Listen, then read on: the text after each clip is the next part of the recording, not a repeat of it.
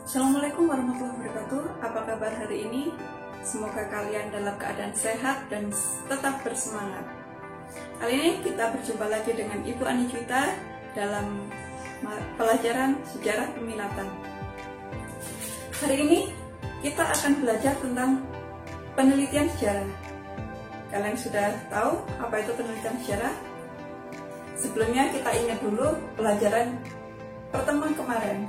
Kemarin kita sudah belajar tentang sumber sejarah. Di sumber sejarah itu bagaimana kita bisa mengaplikasikannya, yaitu dengan penelitian sejarah. Penelitian sejarah adalah proses kita untuk mengumpulkan kembali sumber-sumber sejarah, kemudian kita tuliskan kembali. Ada 5 tahap yang harus kita lalui untuk menuliskan sejarah. Langkah yang pertama adalah pemilihan topik. Pemilihan topik ini juga berarti memilih masalah. Tapi bukan hanya sekedar masalah. Dalam pemilihan topik itu harus ada 4 kriteria. Yang pertama, memiliki nilai. Yang kedua, harus asli dari penulis itu sendiri. Yang ketiga, praktis. Dan yang keempat, kesatuan ide. Jadi ada sebuah elemen-elemen yang dapat disatukan dalam sebuah penelitian.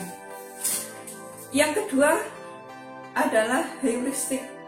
Heuristik ini pengumpulan sumber-sumber sejarah. Pengumpulan sumber sejarah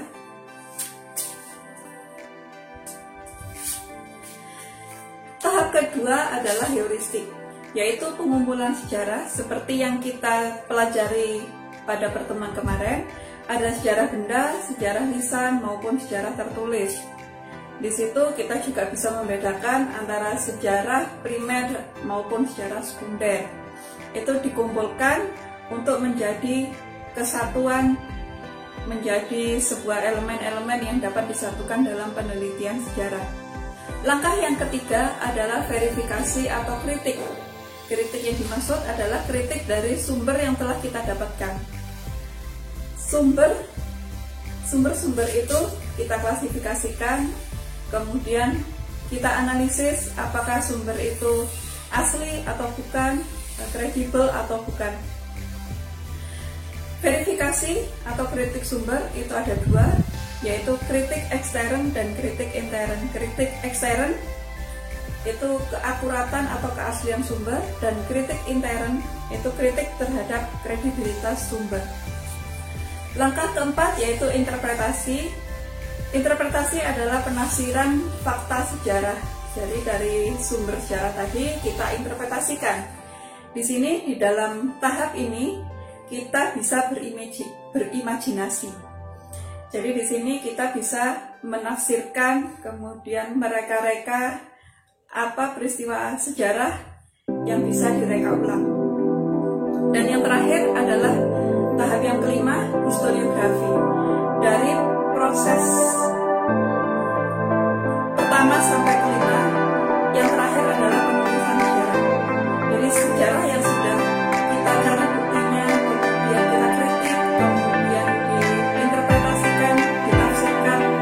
Setelah itu, setelah selesai, baru kita menuliskan sejarah, yaitu mengumpulkan dan menuliskan sumber-sumber yang kita dapatkan. Itu berarti ada 5 langkah untuk